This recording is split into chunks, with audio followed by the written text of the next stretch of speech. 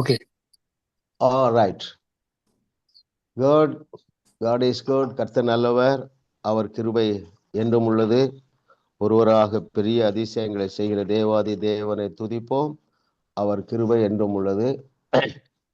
தேவன் 13 சப்ஜெக்ட் முடிக்க நமக்கு கிருபை செய்தார். நாம் நன்றி உணர்வு உள்ளவர்களாக இருப்போம். ஸோ 14வது சப்ஜெக்ட் உங்கள் உணர்வுகளை மெருகேற்றுங்கள். Right, very good. ஸோ இதிலே நாம் இன்றைக்கு முதலாவது பாடத்தை துவக்குகிறோம். மொத்தம் 9 பாடங்கள், 9 சாப்டரும் நமக்கு 9 பாடங்களாக நம்ம இந்த முறை படிக்க போகிறோம். இப்பொழுது நாம் நேரடியாக வகுப்பு சென்று விடலாம்.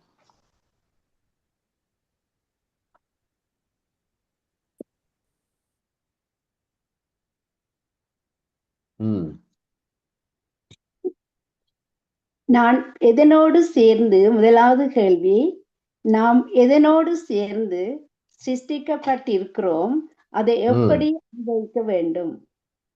Very good. Christian Jeban 2 words answer தான் நல்லா ப்ரிப்பேர் பண்ணிருக்கீங்கன்னு அர்த்தம். உணர்வுகளோடு சிருஷ்டிக்கப்பட்டிருக்கிறோம். Very good. அதை எப்படி அனுபவிக்க வேண்டும்? சந்தோஷமாக உணர்வுகளோடு. Very good, very good, very good. ஆமா, வெரி குட்மா. ஆமா, நாம் எதனோடு சேர்ந்து சிருஷ்டிக்கப்பட்டு இருக்கிறோம், அதை எப்படி அனுபவிக்க வேண்டும்? பேஜ் 2ல பாருங்க, செகண்ட் பேராகிராஃப். தேவன் நம்மை உணர்வுகளோடு தான் உருவாக்கி இருக்கிறார். ஆகையால் உணர்வற்றவர்களாய் நடக்க முயற்சிப்பது எதுவும் ஒருபோதும் நம்மை கவலைப்படுத்தாத ஒரு நிலைக்கு பின்வாங்க முயற்சிப்பது, மரத்து போன ஒரு நிலையில் வாழ்வது தவறு. நிச்சயமாக தேவன் அதை விரும்பவில்லை. நாம் உணர்வுகளோடு சிருஷ்டிக்கப்பட்டிருக்கிறோம். நாம் அந்த உணர்வுகளை சந்தோஷமாய் அனுபவிக்க வேண்டும். Very good. எஸ், நம்ம நிறைய இதை படிக்க போறோம். அடுத்த கொஸ்டின் போயிடலாம் பிரதர்.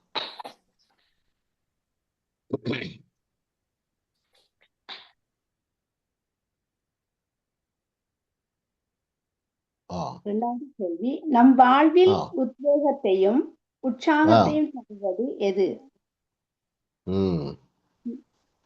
S, sister grace.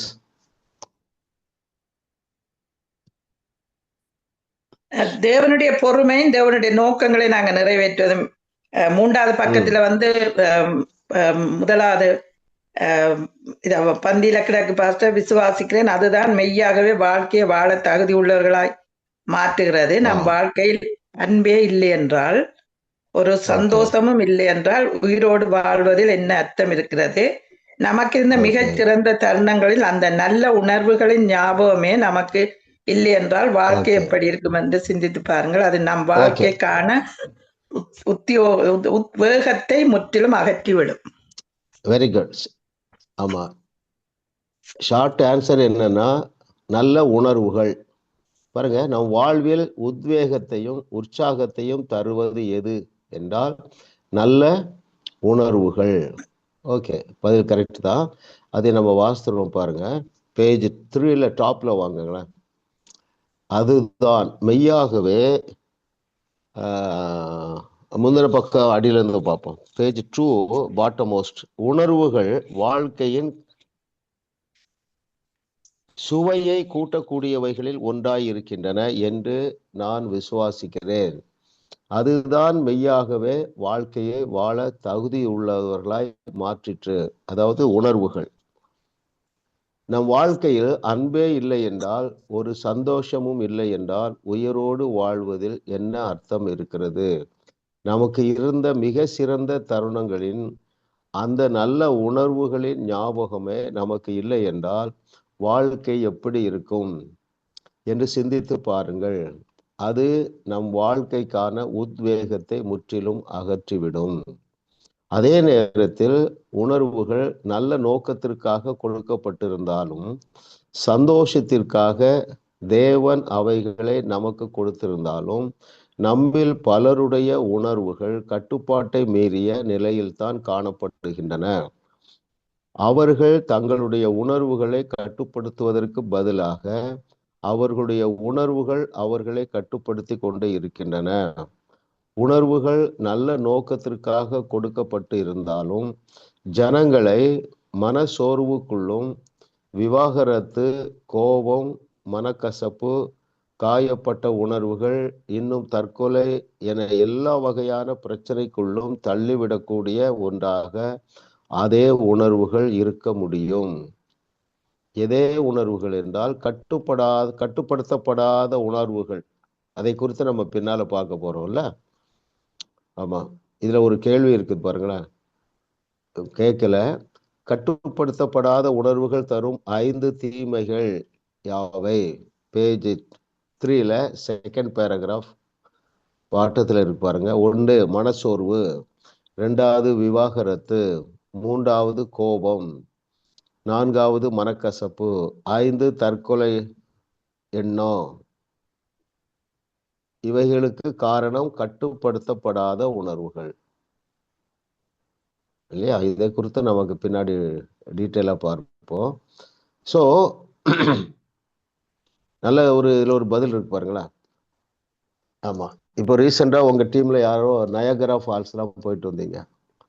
யாரெல்லாம் கிறிஸ்டியன் ஜபாய்? ட்ரவியா இல்ல, அது ஆள் கனெக்ட் யாரெல்லாம் போனீங்க உங்க டீம்ல? டீம் இல்ல பஸ் இன்னொரு ஒரு ஸ்கூல் ஆக்டிவிட்டி அவையோட திரவியம். Very good. பாருங்க, எல்லாரும் போயிருப்பீங்க, உங்களுக்கு பக்கமா தான் இருக்கு. ஸோ இப்போ அதை நினைக்கும் பொழுதே ஒரு சந்தோஷம் வருது பாருங்கல்ல. அதைத்தான் அவர் எழுதுறாரு. வாழ்க்கையிலே அது ஒரு பெரிய என்ஜாய்மெண்ட். ஸோ நல்ல உணர்வுகள் பாதுகாக்கப்பட வேண்டும். இப்போ ஒரு 5 சொன்னோம் பாருங்க. மனசோர்வு, கோபம், விவாகரத்து எண்ணம், கசப்பு, இதையெல்லாம் என்ன செய்யணும்? மறந்துடணும். இதை குறித்தும் நமக்கு இன்னொரு கேள்வி இருக்குன்னு நினைக்கிறேன். 3வது கேள்விக்கு போயிடலாம் பிரதர்.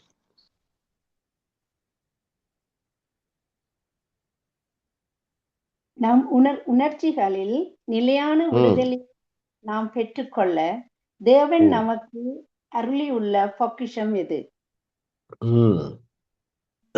ஒன் வேர்ட் ஆன்சர் எதிர்பார்க்கிறேன். Yes sister Jaya.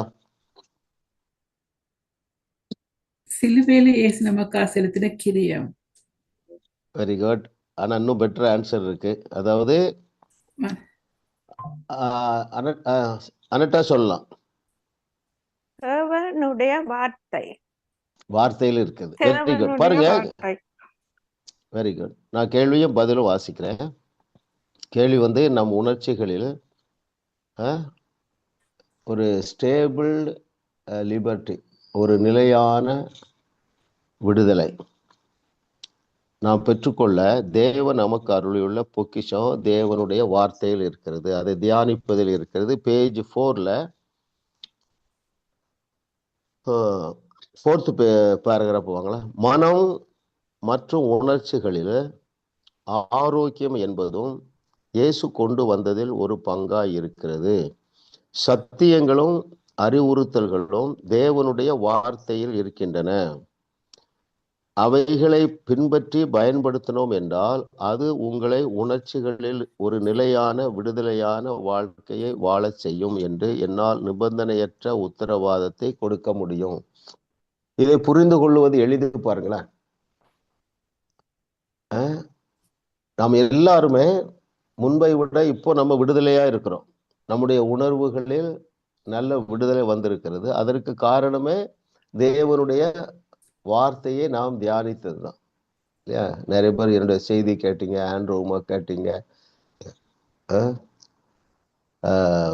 ஸோ அந்த தேவனுடைய வார்த்தையில தான் அந்த விதைக்குள்ளதான் அதுவும் இருக்குது. நம்முடைய உணர்வுகளில் நிலையான விடுதலை, பயத்திலிருந்து விடுதலை ஆயிருக்கிறோம், டவுட்ல இருந்து வெளியே வந்திருக்கிறோம். நான் ஒரு 4-5 சொல்றேன், எல்லாத்துலேயும் நீங்க வெளியே வந்திருப்பீங்க. ஒருவேளை பூரணமாக வெளியே வராமல் இருப்பீர்கள், ஆனால் கண்டிப்பாக வந்திருப்பீர்கள். பாருங்க, பயம், கவலை, குற்ற உணர்வு, இதெல்லாம் உணர்வு தானே. குற்ற உணர்வு, சந்தேகம், பதஷ்டம், இதெல்லாம் வெளியே வர காரணம் தேவனுடைய வார்த்தையை நீங்க தியானித்தது மாத்திரமல்ல, கேட்டது, சரியா? ஸோ அதற்காக நாம் தேவனுக்கு நன்றி சொல்லுவோம். அதனாலதான் தேவன் தன்னுடைய எல்லா பிரஸ்தாபத்தை காட்டிலும் எதை மகிமைப்படுத்தி இருக்கிறார்? வார்த்தையை மகிமைப்படுத்தி இருக்கிறார். ஆமா, இதுக்கு ஆண்ட்ரூமுக்கு ஒரு ஸ்டோரி சொல்லியிருப்பாரு, நீங்களும் படிச்சிருப்பீங்க. பாருங்க, பிரமிடு 3000-4000 ஆண்டுகளுக்கு முன்பதாக அந்த நாட்கள்ல இருந்த மன்னர்களுக்காக கட்டப்பட்ட அந்த பிரமிடு, அந்த சரீரத்தை அங்கே வைக்கும் பொழுது அதோடு கூட விதையையும் வைத்திருந்தாங்களாம். சரிங்களா? நிறைய தானியங்களுடைய விதைகள். அந்த ஸ்டோரி யாராவது தெரிஞ்சவங்க சொல்லுங்க 1 மினிட்ல. தேவனுடைய வார்த்தையில இயற்கைக்கு அப்பாற்பட்ட வல்லமை இருக்கிறது என்பதற்கு ஆண்ட்ரூமுக்கு அதை இப்ப எடுத்து வச்ச போது அது வளர்ந்தது, பிளான்டா வளர்ந்தது. Very good. பாருங்க, 3000-4000 ஆண்டுகள் ஆன பிறகும் இப்பொழுது அதை எடுத்து தரையில போட்டு தண்ணி ஊத்துனா அந்த விதை வளர்ந்துருதான். இல்லை, எவ்வளவு unimaginable power inside the seed. அப்போ அதற்குள்ளே உலக பிரகாரமான விதைக்குள்ளேயே தேவன் அவ்வளவு வல்லமை வைத்திருந்தால், இயேசு சொன்ன ஓமைகளிலே மிக முக்கியமான ஓமை விதை ஓமை தான். விதைக்கிற ஒருவன் விவசாயி ஒருவன் விதைக்க புறப்பட்டான் என்ற அந்த கதையில பாத்தீங்கன்னா, அப்போ வசனத்தை அந்த விதைக்கு ஒப்பிட்டு வார்த்தையாகிய இயேசுவே சொல்லுகிறார். அப்போ அதனாலதான் நம்ம இதை படிக்கும் பொழுது நமக்கு ஒரு விடுதலை வந்தது. சரிங்களா? ஆமா, கர்த்தர் நல்லவர், அவர் கிருபை என்றும் உள்ளது. ஓகே, பிலிப் பிரதர், இன்னைக்கு அந்த புது இது வந்துதா? நான் ஒண்ணு அனுப்புறேனே, கேட்கல. வந்தது பாஸ்டர். Okay, right. இன்னைக்கு அதை நம்ம தியானிப்போம். ஓ ரைட். 4வது கேள்வி போயிடலாம்.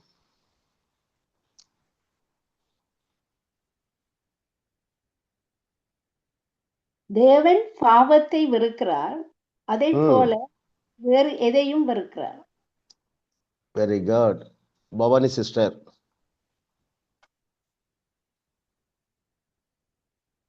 எதிர்மறையான உணர்வுகளையும் வெறுக்கிறார். Very good. பாருங்க, தேவன் பாவத்தை வெறுக்கிறது போல எதிர்மறையான உணர்வையும் எதிர்க்கிறார். பேஜ் 5ல இருக்கு, லாஸ்ட் பட் 1 பேராகிராஃப், கடைசி பேராகிராஃபுக்கு முந்தின பேராகிராஃப்ல பாட்டத்துல பாருங்க. ஆனால் தேவன் பாவத்தை வெறுக்கிறார் என்பது மட்டுமல்ல, அவர் எதிர்மறையான உணர்வுகளையும் வெறுக்கிறார். அந்த பேராகிராஃப் முழுவதும் வாசிக்கிறேன். இந்த பகுதியில் தேவன் ஒரு அருமையான வாக்கியத்தை எழுதி வைத்திருக்கிறார். அவர்களுக்கு தந்த நிறைவான நன்மைகள் எல்லாவற்றின் நிமித்தமும் அவர்கள் அவரை மன மகிழ்ச்சியோடும் நன்றி நிறைந்த உணர்வோடும் தொழுது கொள்ளவில்லை என்பதற்காக அவர் தம் ஜனத்தார் மீது நியாய தீர்ப்பை கொண்டு வருவேன் என்று இங்கு சொல்கிறார். பெரும்பாலானோர் இதை வாசித்துவிட்டு, ஆம், தேவன் பாவத்தை வெறுக்கிறார், அதை நியாயம் தீர்க்கிறார் என்று சொல்லிவிடுவார்கள். ஆனால் தேவன் பாவத்தை வெறுக்கிறார் என்பது மட்டுமல்ல, அவர் எதிர்மறையான உணர்வுகளையும் வெறுக்கிறார் என்றுதான் இந்த பகுதி காண்பிக்கிறது. அவருடைய ஜனங்கள் அவரை தங்கள் உணர்வுகளால் ஆராதிக்கவில்லை என்பதற்காக அவர்கள் மீது நியாய தீர்ப்பை கொண்டு வந்தார். முந்தின பேராகிராஃப் படிப்போம். பழைய ஏற்பாட்டில் தேவன் பாவத்தை மிகவும் கடுமையாய் நியாயம் தீர்த்தார். புதிய ஏற்பாட்டில் நம் மீதான நியாய தீர்ப்பு இயேசுவின் மீது வைக்கப்பட்டது. ஆகையால் நாம் செய்ய வேண்டியவைகளை எப்பொழுதும் செய்வதில்லை என்றாலும் தேவன் நம்மை நியாயம் தீர்ப்பதில்லை. ஆனால் தவறான நடக்கையாக கர்த்தர் எதை நியாயம் தீர்த்தார் என்பதை பார்ப்பதன் மூலம் எப்பொழுதும் சிலவற்றை நான் கற்றுக்கொள்ள முடியும். ஓகே, ஆமா, இல்லை, அது ஒரு இயற்கை தானே. நம்ம பிள்ளைகள், நம்ம பேர பிள்ளைகள் ஒரு குதூகலமா இருக்கும்பொழுது நமக்கு சந்தோஷம் இருக்குது இல்லை? முகத்துல ஒரு சோகம் காணப்பட்டா நமக்கு அது ரொம்ப ஒரு மகிழ்ச்சியா இல்லை. பாருங்க. சோ தேவன் பாவத்தை வெறுக்கிறார் என்பது மட்டுமல்ல, அவர் எதிர்மறையான உணர்வுகளையும் வெறுக்கிறார். எதிர்மறையான உணர்வுகள் 1 2 சொல்லுங்க. தேவன் வெறுக்கிற எதிர்மறையான உணர்வுகள். கோபம், ஓகே, கவலை, கவலை, ஆ மனசோர்வு, ஆ விவாகரத்து, ஆ மனக்கசப்பு, ஆ காயப்பட்ட உணர்வுகள், அதாவது தற்கொலை. பிரதானமா சோர்வு அப்படி நம்ம வச்சுக்கொள்ளலாம் இல்லையா? சோர்வுக்கு நம்ம இடம் கொடுக்க கூடாது. சோர்வுக்கு இடம் கொடுக்க மனசோர்வு. கூடாது. மனச்சோர்வு, கவலை. யாரெல்லாம் சோர்வுக்கு இடம் கொடுக்கவில்லை கட்டுப்படுத்தாத யாரு உணர்வுகள். யாரெல்லாம் சோர்வுக்கு இடம் கொடுக்கவில்லையோ அவர்கள் எல்லாம் விசுவாசத்தை காத்து கொண்டார்கள். அல்லது யாரெல்லாம் விசுவாசத்தை காத்து கொண்டார்களோ அவர்கள் சோர்வுக்கு இடம் கொடுக்கவில்லை. வேதத்துல என்ன உதாரணம் அப்படி இருக்கு? எதை எடுத்துக்கொள்ளலாம்?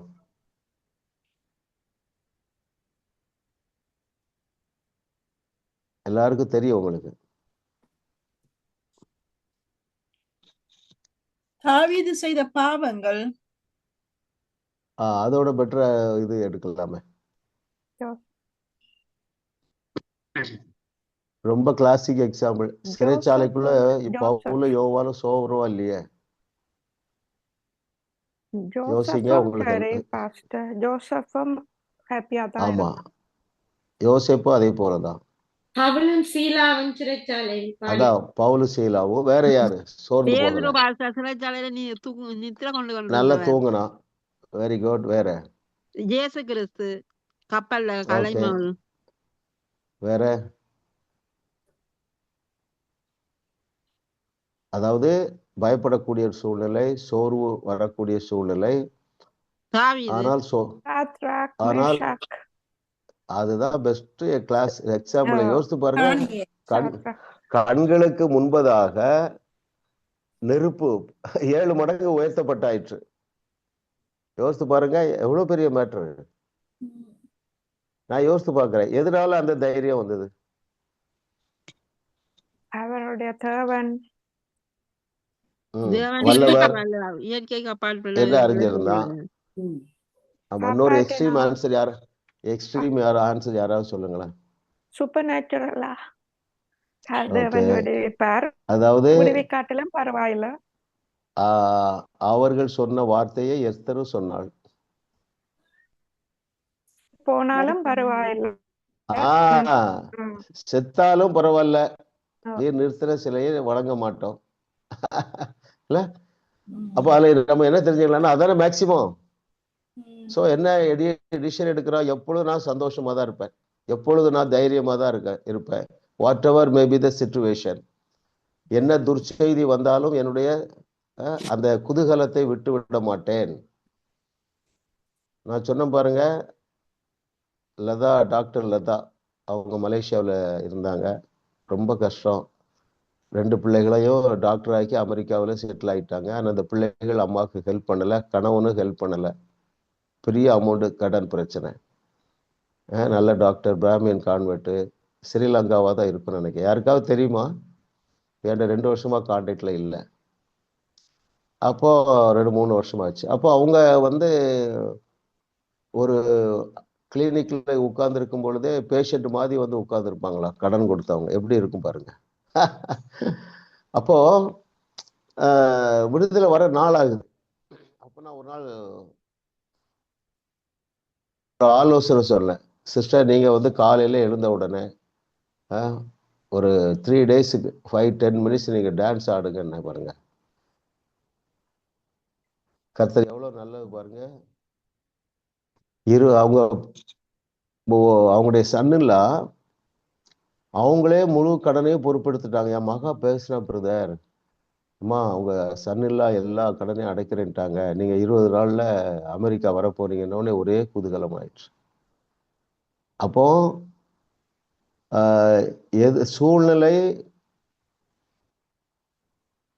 சூழ்நிலையை மேற்கொள்ளாமல் அதற்கு உட்படுகிறவர்கள் கவலைக்குள்ளாக போயிடுறாங்கல்ல. உணர்வு மழுங்கி போயிடுது. இப்படி கூட சொல்லலாம், மனித பலத்தை சார்ந்து கொள்ளாமல் தேவ பலத்தை சார்ந்து கொள்ளுகிறவர்கள் எந்த சூழ்நிலையிலும் குதூகலமாக இருப்பார்கள். சில சூழ்நிலை அதாவது கன்சிஸ்டன்சி இல்லாம இருக்கும். அதாவது நிலையான குதூகலம் இல்லாம இருக்கலாம். நம்ம அனுபவத்துல பாருங்க, எல்லாரும் சிலர் இல்ல 2-3 இயர்ஸ் இல்ல பயணிக்கிறோம். கண்டிப்பா நம்ம துவக்கத்துல இருந்ததை விட வந்து துவக்கத்துல ஒரு 3 மாதம் 6 மாதம் ஆன பிறகு அப்படியே துளிர் விடுது. எது துளிர் விடுது? ஒரு குதூகலம், ஒரு தைரியம் வருது இல்லையா? ஒரு நம்பிக்கை வருது. அநேக வேளைகள்ல டவுன் ஆயிடுது. ஆனா 2-3 வருஷங்கள் ஆன பிறகு டவுன் ஆகுற நேரம் குறைஞ்சிருக்கு. அவங்க எல்லாருக்கும் நான் உங்க சார்பா நான் சாட்சி சொல்லிட்டு இருக்கேன். யாராவது இல்லைன்னு சொல்ல முடியாது. ஆமா பிரதர். ஃபர்ஸ்ட்ல வந்து வகுப்புக்கு வரும்பொழுது அப்படி கிளாஸ்ல இருக்கும்போது நல்ல உணர்வு இருக்கும். அப்புறம் அப்படியே டவுன் ஆயிடும். இப்போ அந்த நல்ல உணர்வுகள் அதிக நேரம் எல்லாருக்கும் அதிகரிச்சிருக்கு. ரூத் சிஸ்டர் உங்களுக்கு அதிகரிச்சிருக்கிறா? ரூத் சிஸ்டர் தைரியமா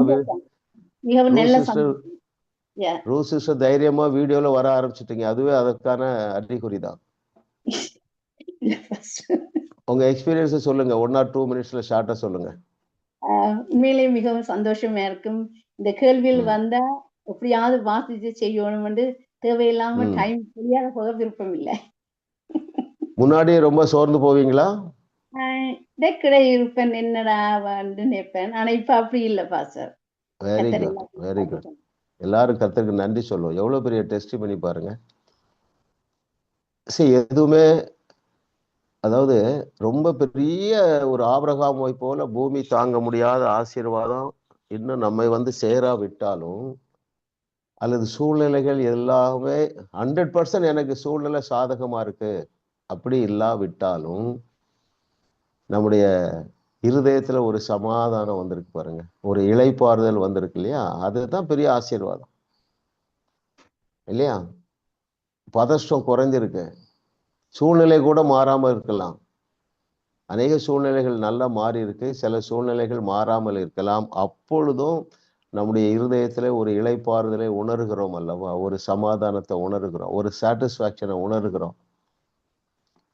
அது தேவனிடத்திலிருந்து வந்தது. எதனாலே வந்ததுன்னா தேவனுடைய வார்த்தையை நாம் சரியாக அறிந்து கொள்ளுகிறதுனாலே வந்தது. எஸ் பிரதர், அடுத்தது எத்தனாவது கேள்வி? ஓகே. எந்த பொய்யை நம்புவதால் எதிர் சூழ்நிலையை பார்த்து சோகத்தில் மூழ்கி விடுகினர். Yes, one word answer. யாரு சொல்றாங்க? Lydia sister. தாங்கள் அப்படி உணர்வது நியாயமா இருக்கிறது என்று அப்படி செய்யறார். அந்த பொய்யை அந்த உணர்வு. அதுக்கு வந்து 5 மார்க்ஸ் தான். மகேஸ்வரி சிஸ்டர் சொல்லுங்க. நாங்கள் எந்த கட்டுப்பாடும் இல்லை என்ற பொய்யை நாங்க நம்ப கூடாது. ஃபர்ஸ்ட் கரெக்டா சொன்னீங்க, இன்னும் கொஞ்சம் விளக்கமா சொல்லுங்க. அதாவது வந்து நாங்கள் வெற்றியைத்தான் பார்க்க வேணும். அந்த உணர்வுகளை கட்டுப்படுத்துற காரியத்தை நாங்கள் உதறி தள்ள வேணும். அதாவது பாருங்க, என்னால கட்டுப்படுத்த முடியாது என்கிற பொய்யை நம்புகிறோம். எல்லாரும் யோசிங்க, இது ரொம்ப முக்கியமான ஒரு ஃபேக்டா இருக்கு பாருங்க. இந்த சூழ்நிலையில நான் அழத்தானே செய்ய முடியும்? இந்த சூழ்நிலையில நான் எப்படி கவலைப்படாம இருக்க முடியும்? என்னால எப்படி இதை கட்டுப்படுத்த முடியும்? அதுதான் பதில். பாருங்க, எந்த பொய்யை நம்புறோம்னா என்னுடைய உணர்வை இந்த சூழ்நிலையில கட்டுப்படுத்த முடியாது என்கிற பொய்யை நம்புகிறோம். கேள்வி என்ன? எந்த பொய்யை நம்புவதால் எதிர் சூழ்நிலையை பார்த்து சோகத்தில் மூழ்கி விடுகின்றனர் என்றால், ஓகே, அதை வாசித்துறேன். பேஜ் 6ல 3rd பேராகிராஃப் பாருங்களேன். அதுல கடைசியில, அவர்களை பொறுத்தவரை உணர்வுகள் மீது அவர்களுக்கு எந்த அதிகாரமோ அல்லது கட்டுப்பாடோ இல்லை, ஆகையால் அவர்கள் அவைகளை குறித்த பொறுப்பை எடுத்துக்கொள்வதில்லை. நான் அதை தான் கொஞ்சம் ட்விஸ்ட் பண்ணி கேட்டிருக்கேன். சோகத்துல மூழ்கிறோம், எப்படி இதை கட்டுப்படுத்த முடியும்ல? அந்த பேராகிராஃப் முழுக்க வாசிப்போம். எதிர்மறையான ஒன்று நடக்கிறது என்றால் அதோடு தொடர்புடைய எதிர்மறையான ஒரு உணர்வு அங்கே வெளிப்பட்டாக வேண்டும் என்றுதான் பெரும்பாலானோர் நம்புகிறார்கள். உணர்வுகளை தேர்ந்தெடுக்கக்கூடிய ஒன்றாக அல்ல, எதிர்வினையாய் வெளிப்படுத்தக்கூடிய ஒன்றாகத்தான் அவர்கள் பார்க்கிறார்கள். அவர்களை பொறுத்தவரை உணர்வுகள் மீது அவர்களுக்கு எந்த அதிகாரமோ அல்லது கட்டுப்பாடோ இல்லை. ஆகையால் அவைகளை குறித்த பொறுப்பை எடுத்துக்கொள்வதில்லை.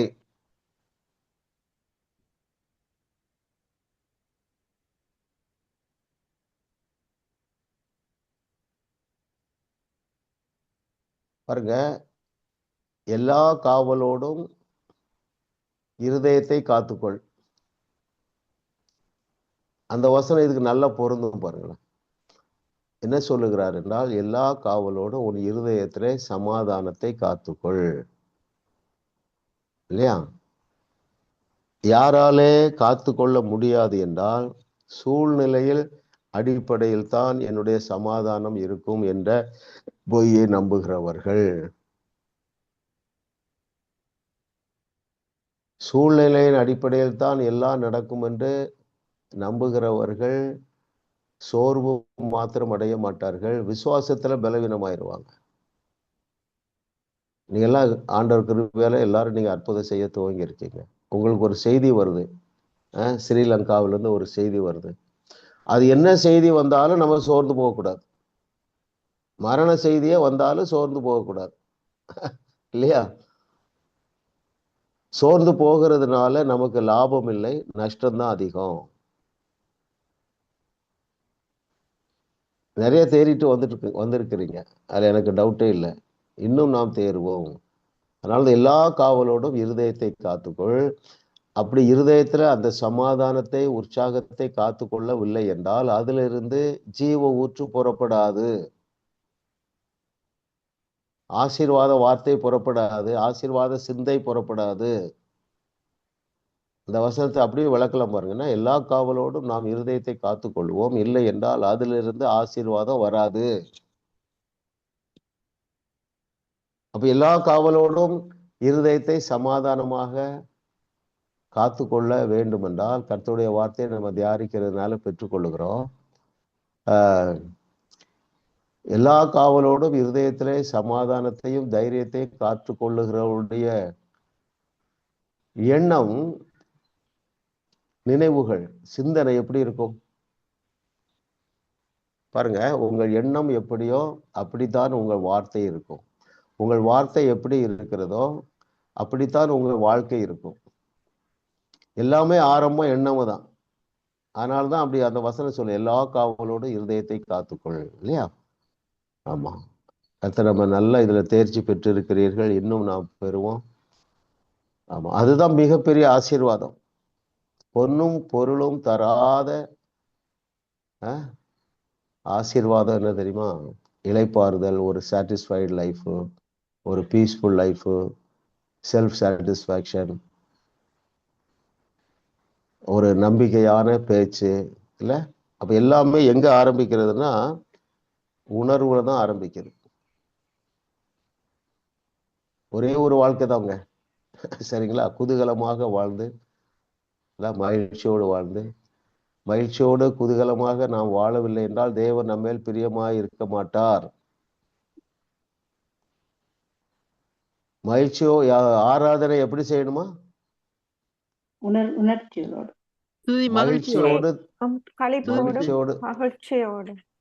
மகிழ்ச்சியோடு தேவனுக்கு ஆராதனை செய்யுங்கள், களிப்போடும். பாருங்க, ஆராதனை என்று சொன்ன உடனே ஞாயிற்றுக்கிழமை ஒரு குரூப்பா சேர்ந்து ஆராதிக்கிறது மாத்திரமல்ல, நீங்க சமையல் பண்ணும் போதும் ஆராதிக்கலாம். இல்ல? அந்த ஆராதனை உணர்வு, நன்றி சொல்லுகிற உணர்வு. பாஸ் நான் எழுதியிருக்கேன் பாஸ். இந்த 5வது கொஸ்டினுக்கு தேர்ட் பேராகிராஃப் 6th பேஜ்ல தேர்ட் பேராகிராஃப் நீங்க வாசிச்ச பேராகிராஃப் தான் பாஸ். அது மேல இருந்து எழுதியிருக்கேன். எதிர்மறையான ஒன்று நடக்கிறது என்றால் அதோடு தொடர்புடைய எதிர்மறையான ஒரு உணர்வு அங்கே வெளிப்பட்டாக வேண்டும் என்றுதான் பெரும்பாலும் நம்புகிறோம். அதாவது ஒரு மரண வீடுன்னா அங்க அழுக, கவலை செய்யணும், கவலையா இருக்க வேணும், அப்படி அது எதிர்மறையான உணர்வு தானே பாஸ்டர்? அப்படி என்ன நீங்க 5 மார்க்ஸ் போடலாம். டைரக்ட் ஆன்சர் என்னன்னா, எப்பா இந்த சூழ்நிலையில என்னால ஆளாம இருக்க முடியாது, இந்த உணர்வை என்னால கட்டுப்படுத்த முடியாது, அது ஒரு பொய். அதான் பாஸ்டர் நான் எழுதியிருக்கேன். நீங்க புரிஞ்சிருக்கீங்க, போதும் இல்லையா? நல்லா கவனிங்க அருமையானவர்களே. எந்த சூழ்நிலையில இப்படி நம்மளால இருக்கணும், அதனாலதான் நம்ம ஆழமாக நம்மளை நடத்துகிறார் ஆண்டவர். We all are world shakers, dearly beloved. அப்போ நீங்க தான் அதுக்கு மாடலா இருக்க முடியும். கேட்கணும், எப்படி பாட்டிமா நீங்க எப்படி தைரியமா இருக்கீங்கன்னு கேட்கணும். எப்படி மம்மி, எப்படி டாடி இப்படி தைரியமா இருக்கீங்கன்னு கேட்கணும். அப்படி யார்ட்டையாவது உங்க ஃபேமிலியில யாராவது கேட்டிருக்காங்களா? என்னுடைய அண்டர்ஸ்டாண்டிங் படி சில வேளையில இப்ப எனக்கு ஞாபகம் இல்ல பாஸ்டர் என்ன சிச்சுவேஷன்லயோ சர்க்கம்ஸ்டன்சஸ்ல என்னன்னா பிலிப் வந்து சில வேளையில என்ன கேட்பாரு, என்ன இப்படி இருக்கிறீங்க, ஹாப்பியா, வெரி குட், பீஸ்ஃபுல்லா? ஆமா, வெரி குட், வெரி குட். பாருங்க, உங்க வீட்டுல எல்லாரும் கண்டுபிடிச்சிருப்பாங்க, நான் கேரண்டி கொடுக்குறேன். அவங்களுக்கு கேட்க தெரியாது. I'm so assured. கண்டிப்பா எல்லாரும் உணர ஆரம்பிச்சிருப்பாங்க, என்ன இவங்க முன்னாடி மாதிரி இல்லையே. சரிங்களா? ஓகே. அப்போ உணர்வுகளை நம்மாலே கட்டுப்படுத்த முடியும். பொய்யை நம்பக்கூடாது. இருக்கலாம் கொஞ்ச நேரம், சில நேரங்களில் நம்ம அந்த கண்ட்ரோல் இல்லாமல் போயிடலாம். ஆனா நம்மால கட்டுப்படுத்த முடியும், நாம் கட்டுப்படுத்த வேண்டும். ஏனென்றால் உங்க சொந்தக்காரங்க மாத்திரம் இல்ல, தேவனே உங்களை நம்பி இருக்கிறார். நாம் தான் தீர்வு கொடுக்கிறவராக தேவன் நம்மை வைத்திருக்கிறார். இந்த வெளிச்சம் நிறைய பேர் கிடையாது, பாஸ்டர்ஸ்க்கே கிடையாது, உங்களுக்கு தெரியும் பாருங்க. ஸோ ஆமா, தேவன் உங்களை மிகப்பெரிய பர்பஸுக்காக ப்ரிப்பேர் பண்ணி கொண்டு இருக்கிறார். 6வது கேள்வி போயிடலாம் பிரதர்.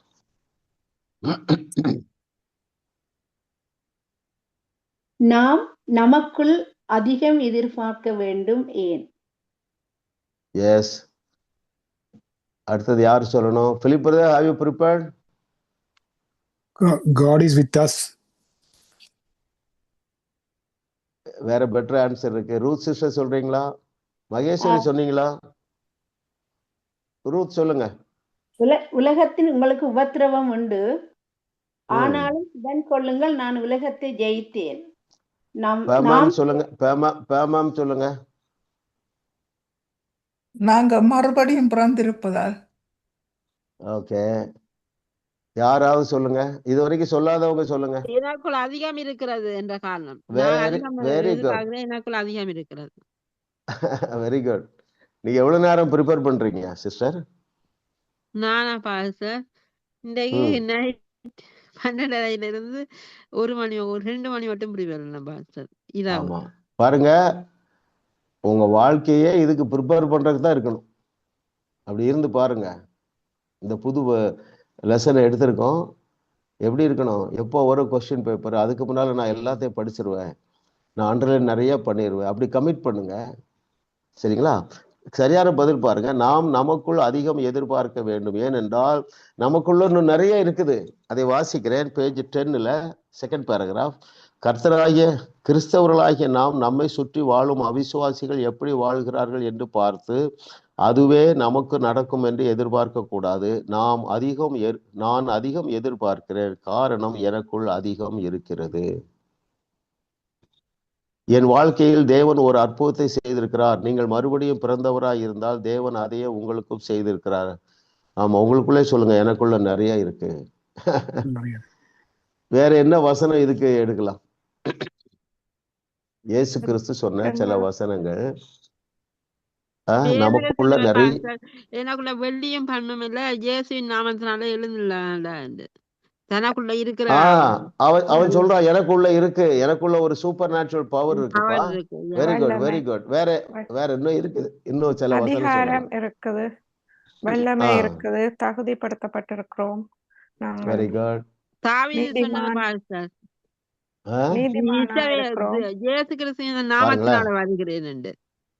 பாருங்க, நம்மள அநேகர் டேப் பண்ணாத என்னெல்லாம் நமக்குள்ள இருக்குது. இப்ப எனக்கு சில ஞாபகம் வருது, அதிர்ச்சி அடைஞ்சு போவீங்க.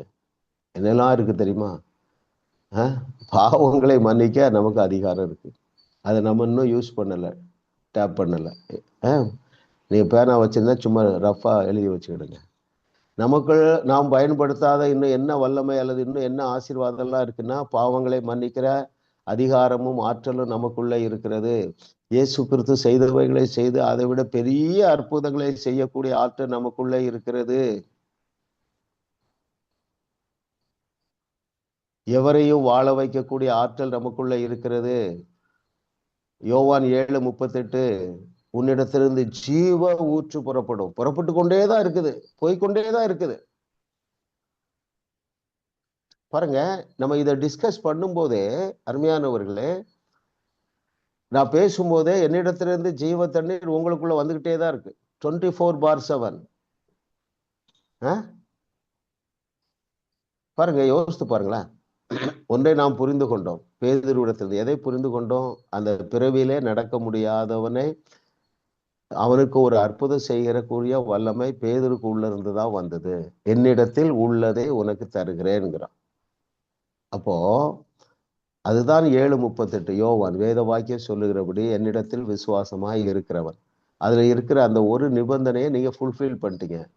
இயேசு கிறிஸ்து தேவகுமாரன் என்று விசுவாசிக்கிறீங்க, சரிங்களா? அப்போ உங்களுடைய உள்ளத்திலிருந்து ஜீவ தண்ணீர் உள்ள நதிகள் புறப்பட்டு வந்து கொண்டே இருக்கிறது. அது என்ன செய்யும்னா, இயேசு கிறிஸ்து செய்தவைகளையும் செய்யும், அதை விட மிகப்பெரிய அற்புதங்களையும் செய்யும்.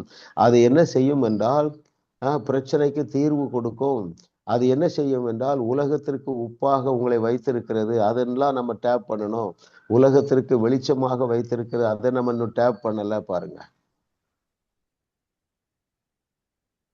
ஸோ நாம் நமக்குள் அதிகம் எதிர்பார்க்க வேண்டும். ஏனென்றால் காரணம் எனக்குள் அதிகம் இருக்கிறது.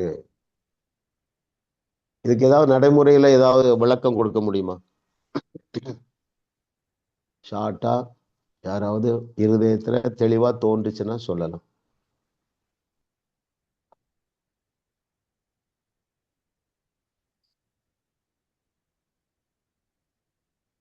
உங்களிடத்துல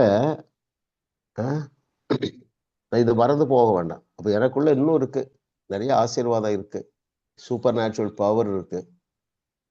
அதை நான் கட்டவிழ்த்து விட்டால் ஜனங்கள் விடுவிக்கப்படுவார்கள், ஜனங்கள் வெளிச்சத்துக்குள்ள வருவாங்க, ஜனங்கள் ஆரோக்கியத்தை பெற்றுக்கொள்வார்கள், குடும்பத்துல சமாதானத்தை பெற்றுக்கொள்வார்கள்.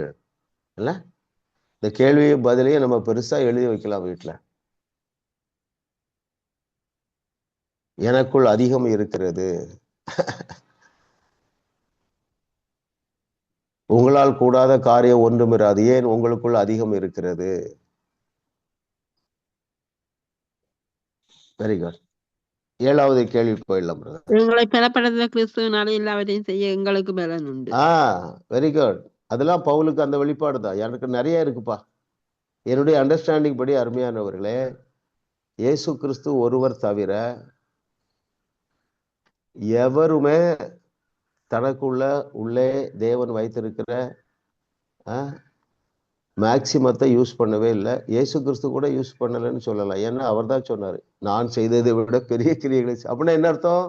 அவருக்குள்ள இன்னும் நிறைய இருக்கு, நமக்குள்ளே நிறைய இருக்கு. சந்தோஷப்பட்டு களி கூறுங்க.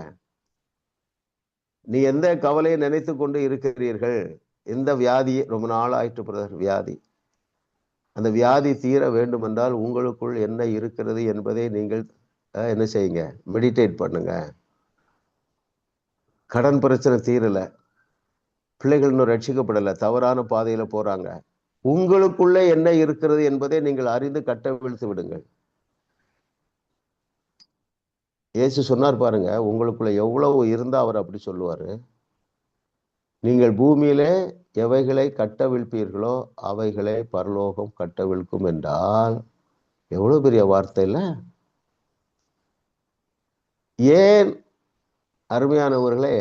அப்ப நம்ம சுற்றி உள்ளவர்களும் இன்னும் கஷ்டத்துல இருக்காங்கன்னா நாம் அதை கட்டவிழ்க்கவில்லை. நமக்குள்ளே இருக்கிற விடுதலையை, தேவன் நமக்கு தந்திருக்கிற அதிகாரத்தை, தேவன் நமக்கு தந்திருக்கிற வல்லமையை, தேவன் நமக்குள்ளே வைத்திருக்கிற சமாதானத்தை கட்டவிழ்க்க என்ன செய்யணும்? தீவிரமா இருக்கணும். சரிங்களா? ஏதோ ஒரு துர்செய்தி வருது, என் பிள்ளை காலேஜுக்கு போகல, பிரச்சனை, டீட்டெயிலா நீங்க அதை விசாரிக்க கூடாது. விசாரிச்சீங்கன்னா அந்த நேரத்துல உங்களுக்கு அன்பிலீஃப் வந்துடும். உடனே என்ன சொல்லலாம்? நாளையிலேருந்து ஒழுங்கா போகிறா சொல்லுங்க. உங்களுக்குள்ள இருக்கிற அந்த அதிசய ஜீவ தண்ணீர் அந்த குடும்பத்துக்கு ஒரு ஆசீர்வாதத்தை கொண்டு வந்துடும் இல்லையா? ஆனா பொதுவா பெண்கள் நான் பார்த்துருக்கிறேன், அவங்க தீர்வை எதிர்பார்க்கிறதை விட அவங்க பிரச்சனையை நாம் காது கொடுத்து கேட்கணும்னு எதிர்பார்ப்பாங்க. தப்பு இல்லை, சரிங்களா? ஆனா என்னன்னா அவங்க பிரச்சனை நிறைய கேட்டீங்கன்னா உங்களுக்கு பிலீஃப் போயிடும், ஃபெய்த்து போயிடும். அதனால நான் என்ன சொல்றேன்மா, நீங்க 2 பிரச்சனை சொல்லியிருக்கீங்க, இதே மாதிரி ஒரு 50 பிரச்சனை இருக்கு, ஒன்றும் ஒரி பண்ணாதீங்க. ஆமாய்யா கரெக்டாக சொல்லிட்டீங்களா? ஆமாம்மா, எல்லாவற்றுக்கும் தீர்வு இப்போ இருக்குமா, நீ கொஞ்சம் தண்ணீர் எடுமா, நான் ப்ரேயர் பண்ணி தரேன். தண்ணீர் ஏன் கொடுக்குறேன் திரும்பவும் அதுக்கு ஒரு விளக்கம் சொல்றேன், ஞாபகத்தில் வச்சு கொடுங்க. நீங்க பேசுன உடனே அங்கே சமாதானமோ அல்லது ஒரு அற்புதமோ நடந்துடும். திரும்ப அவங்களுக்கு ஒரு டவுட் வரும், என்ன பிசாசு டவுட் கொடுப்பான், அது எப்படி உடனே போயிருமோ. ஆனா அவங்க மனசுல என்ன இருக்கும், மெடிசன் என்கிட்ட இருக்கு, பிரதர் ப்ரேயர் பண்ணி தந்த தண்ணி இருக்கு, அந்த எண்ணம் இருந்தாலே அன்பிலீஃப் போயிடும். எத்தனை பேர் புரியுது தெரியல. தீர்வு என்கிட்ட இருக்குப்பா, தண்ணி இருக்குது, அல்லது என் மொபைல் போன் இருக்கு, இதுல பவர் இருக்கு, இந்த எண்ணம் வந்தாலே அன்பிலீஃப் ஓடிடும். சோ ஜீவ தண்ணீரை தாராளம் ஏராளமாய் கட்டவிழ்த்து விட துவங்கி இருக்கிறீர்கள், அதிலே நிலைத்திருங்கள். இன்னும் அந்த ஜீவ தண்ணீரை கட்டவிழ்க்காதவர்கள் தைரியமாக கட்டவிழ்கள், ஏனென்றால் உங்களுக்குள்ளே நிறைய இருக்கிறது. Yes brother.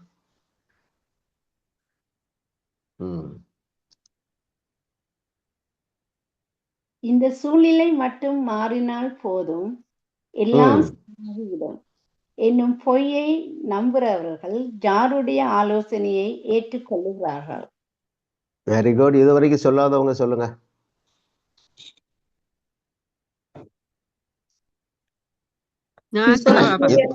ஏற்றுக்கொள்ளுகிறார்கள். பேரை சொல்லி சொல்லுங்க, உங்க பேரை சொல்லி சொல்லுங்க. சலமி சொல்லுங்க. பிசாசனுடைய ஆலோசனையை ஏற்றுக்கொள்ளுகிறார்கள். அவ்வளவுதான். Very good. நம்ம இதெல்லாம் நீங்க நம்ம ஆழமா பதிக்கணும். எனக்கு இப்படி இருக்கு பிரதர், நான் எப்படி சந்தோஷமா இருக்க வேண்டும் முடியும், அது பிசாசின் ஆலோசனை இல்லையா? கேள்வியை பதிலை வாசிக்கிறேன். இந்த சூழ்நிலை மட்டும் மாறினால் போதும், எல்லாம் சரியாகிவிடும் என்று பொய்யை நம்புகிறவர்கள் யாருடைய ஆலோசனை கேட்கிறார்கள் என்றால் பிசாசின் ஆலோசனை கேட்கிறார்கள். பேஜ் 11 செகண்ட் பேராகிராஃப் மிடில் பாருங்க. இந்த சூழ்நிலை மட்டும் மாறிவிட்டால் போதும், எல்லாம் சரியாகிவிடும் என்று பிசாசு ஜனங்களை தொடர்ந்து சிந்திக்க வைக்கிறான். ஆனால் அது உண்மை அல்ல. சரிங்களா? நம் சூழ்நிலைகள் நம் பிரச்சனைகள் அல்ல, நாம் அவைகளுக்கு எவ்வாறு எதிர்வினை ஆற்றுகிறோம் என்பதுதான் நமக்கு வேதனையை உண்டாக்குகிறது. அவைகள் ஒரு காரணம் அல்ல என்று நான் இங்கு சொல்லவில்லை. சாத்தான் அவைகளை நமக்கு எதிராக பயன்படுத்துகிறான், ஆனால் அவைகள் எல்லாவற்றையும் நம்மால் மேற்கொள்ள முடியும்.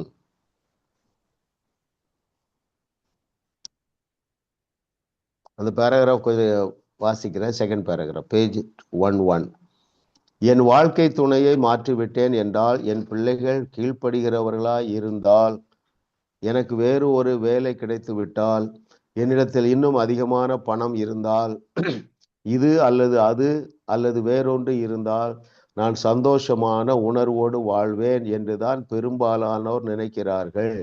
இது ஜனங்களை அவர்கள் இருக்கும் அதே குளறுபடியான சூழ்நிலைகளுக்குள் தொடர்ந்து சிக்க வைத்திருக்கும்படி சாத்தான் பயன்படுத்தும் பொய் ஆகும். மாறாக ஜனங்கள் முழுமையாய் தங்களை அர்ப்பணித்து தேவனே எனக்கு உதவி செய்யும் என்று சொல்ல வேண்டும். இந்த சூழ்நிலை மட்டும் மாறிவிட்டால் போதும், எல்லாம் சரியாகிவிடும் என்று பிசாசு ஜனங்களை தொடர்ந்து சிந்திக்க வைக்கிறான். பாருங்க, அதாவது சிம்பிளா சொல்ல போனா, சூழ்நிலைகள் மாறும் முன்பதாகவே சமாதானத்தை காத்து கொண்டவர்கள் சூழ்நிலையின் மாற்றத்தை காண்பார்கள். பைபிள் முழுவதும் அதுக்கு தான், அதான் உதாரணம். சிறைச்சாலைக்குள்ளதான் இருக்கிறாங்க, ஆனா அவங்க மனது சிறைச்சாலைக்குள்ள இல்லை இல்லையா? ஆடி பாடுறாங்க. அப்போ உணர்வு மாறாமல் சூழ்நிலை மாறாது இல்லையா? சூழ்நிலை மாறின பிறகுதான் உணர்வு மாறும் என்கிற பொய்யை பிசாசு அநேகரை நம்ப வச்சுட்டான். எப்படி பிரதர் நான் இருக்க முடியும்? நேற்று ஒரு சிஸ்டர் கூப்பிட்டாங்க, UK. கணவனுக்கும் அவங்களுக்கும் பிரச்சனை, அவங்களால இதை விசுவாசிக்க முடியல. கிட்டத்தட்ட 6 மாசமா நான் சொல்லிட்டே இருக்கிறேன், செய்தியை கேளுமா, புக்கு படிமா, கணவன் உன்னை தேடி வந்துருவாருன்னா அவங்களால நம்ப முடியல. எப்போ என்னிடத்துல ஃபோன் எடுத்தாலும் சோர்வோடு இருக்கிறாங்க. இதை நம்ப முடியல. இந்த சூழ்நிலையிலும் என்னுடைய விசுவாசத்தை நான் காத்துக்கொள்ள முடியும் என்கிற வெளிச்சம் இல்லை. யாரு நீங்க ரெக்கமெண்ட் பண்ணி தான் கூப்பிட்டுருப்பாங்க. டயனானி ஒரு சிஸ்டர், யாருக்காவது தெரியுமா? யூகேல இருந்தா கனடா வந்து யாரோ கூப்பிட்டாங்க. அருமையானவர்களே, இது ஒரு ஸ்ட்ராங்கான ஒரு டோஸா எடுத்துக்கிடுங்க. எந்த சூழ்நிலையும் பவுல் எதை கற்றுக்கொண்டேன் என்று சொல்லுகிறான்?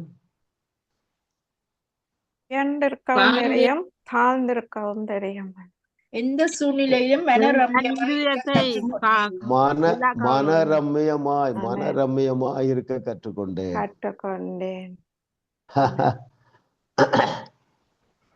இதுல ஒரு வேர்டு இருக்கு பாத்தீங்களா, அர்ப்பணிப்போன்று. அதுக்கு தான் அர்ப்பணிக்கணும். அப்போ எல்லா சூழ்நிலையும் மனரம்யமா இருந்தாதான் சூழ்நிலை மாறும். அப்போ எல்லா சூழ்நிலையிலும் மனரம்யமா இருக்க இந்த பாடங்களை சீரியஸா படிக்கணும். இல்ல, நமக்கு கிடைத்திருக்கிற வாய்ப்பு பாருங்க. நான் சொல்றதுதான் அடிக்கடி சொல்றேன், இந்த வாய்ப்பு திரும்ப லைஃப்ல கிடைக்கும்னு சொல்லவே முடியாது. அப்போ இந்த வாய்ப்பை நாம் சரியாக பயன்படுத்தி கொள்வது அர்ப்பணிப்பது ஆகும். எஸ் பிரதர், அடுத்த கொஸ்டின் போயிடும்.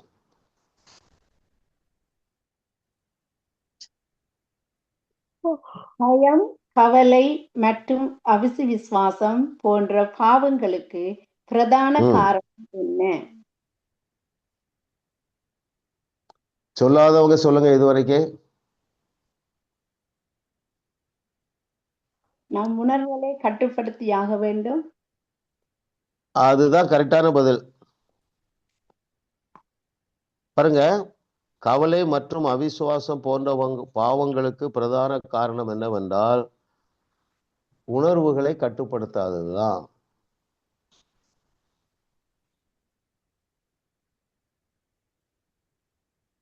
ஓகே, அதை நான் வாசித்துறேன். பேஜ் 16ல கடைசி பேராகிராஃப்ல மிடில் இருக்கு பாருங்க.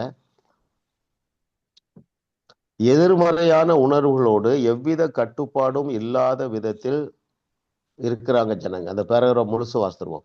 அப்படி செயல்படுவது முட்டாள்தனம் என்று நாம் சொல்வோம். ஆனாலும் ஆவிக்குரிய விதத்தில் பல கிறிஸ்தவர்கள் அதைத்தான் செய்து கொண்டு இருக்கிறார்கள். எதிர்மறையான உணர்வுகள் அவர்களுக்குள் மோதி அவர்கள் வாழ்க்கையை பாதிக்கும்படி அவர்கள் அனுமதித்து விடுகிறார்கள். இருந்தாலும் இது வழக்கமானது தானே, இது இயல்பானது தானே, இப்படித்தானே ஒவ்வொருவரும் வாழ்கின்றனர் என்று அவர்கள் நினைக்கிறார்கள். ஒரு விதத்தில் அவர்களே பிரச்சனைகளுக்கு கதவை திறந்து விட்டார்கள். எதிர்மறையான உணர்வுகளோடு எவ்வித கட்டுப்பாடும் இல்லாத விதத்தில் தொடர்பு கொண்டிருக்கிறார்கள். ஏன் தாங்கள் எப்பொழுதும் பாவத்தையே கருத்தரிக்கின்றோம் என்று பெரும்பாலும் ஆச்சரியப்படுகிறார்கள். அதற்கு காரணம் எண்ணங்கள் மற்றும் உணர்வுகளை தங்களுடைய மனம் மற்றும் இருதயத்தில் கட்டுக்கடங்காமல் தாறுமாறாய் ஓடும்படி அவர்கள் அனுமதிப்பதுதான். Okay, yes brother, question number 9 போயிடும்.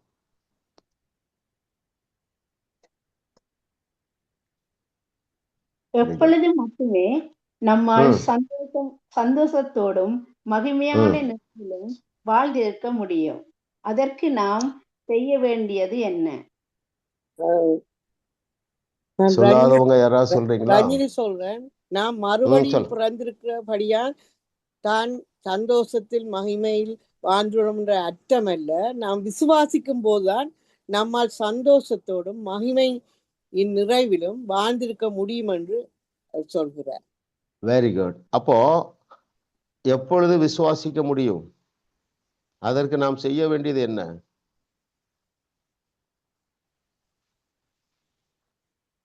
யாராவது சொல்லுங்க. விசுவாசத்தை வார்த்தையை தியானிக்க வேண்டும். தேவனுடைய வார்த்தையை தியானிக்க வேண்டும். கேள்வியினால் விசுவாசமும் வருகிறது, எனவே கேட்கவும் வேண்டும். குட். பாருங்க, நான் வாசிக்கிறேன். பேஜ் 17ல கடைசி 2 பேராகிராஃப் வாசிப்போம். விசுவாசத்தில் செயல்படுவது என்பது தானாகவே நடந்துவிடும் என்று பேதுரு சொல்லவில்லை. நாம் மறுபடியும் பிறந்திருக்கிறபடியால் தானாகவே நாம் சந்தோஷத்திலும் மகிமை நிறைவிலும் வாழ்ந்திடுவோம் என்று அர்த்தம் அல்ல.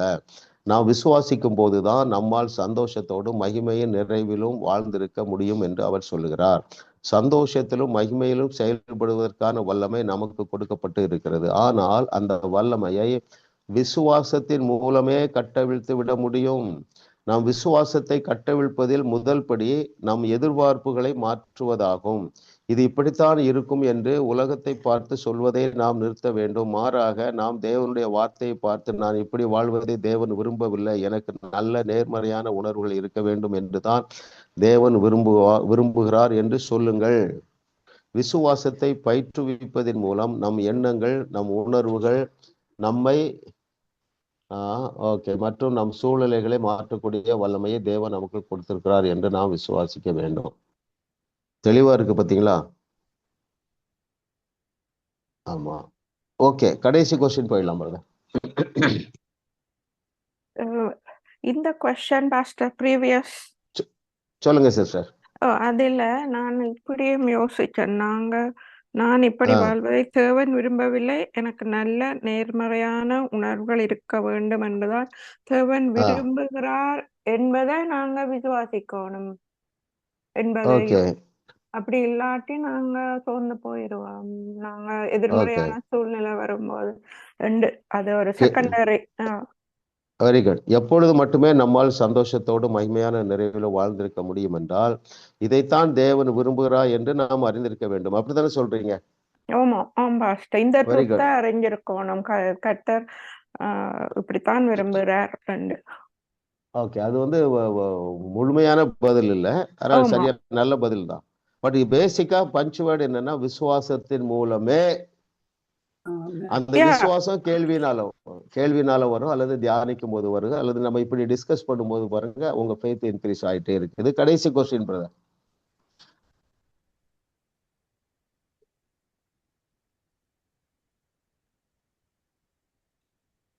நம் சூழ்நிலையை மாற்றக்கூடிய வல்லமை யாரிடத்தில் இருக்கிறது, யாரிடத்தில் இல்லை? இதுவரைக்கும் சொல்லாத யாராவது சொல்றீங்களா? ட்ரை பண்ணுங்க. ஓகே, யாராவது சொல்லுங்க. சொல்லுங்க. சூழ்நிலையை மாற்றக்கூடியது எங்க இடத்துல இருக்கு, தேவன் இடத்துல இல்லை. வெரி குட், அவ்வளவுதான். இது ரொம்ப முக்கியமான ஒரு ட்ரூத் இல்ல. அதாவது அதையும் நம்ம கையில கொடுத்துட்டாரு.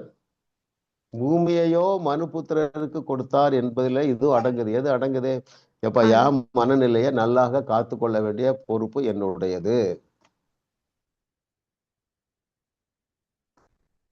ஆமா, சிலர் ஐயோ இத்தனை வருஷம் எனக்கு இது தெரியலையே, தெரியாம போயிட்டேன் அப்படின்னு கவலைப்படுறோம். ஓகே பாருங்க, நம்முடைய சூழ்நிலையை மாற்றக்கூடிய வல்லமை பிசாசிடத்திலும் இல்லை, தேவனிடத்திலும் இல்லை, நம்மிடத்துல தான் இருக்கிறார். அந்த வல்லமையை நமக்கு தேவன் கொடுத்து விட்டார்.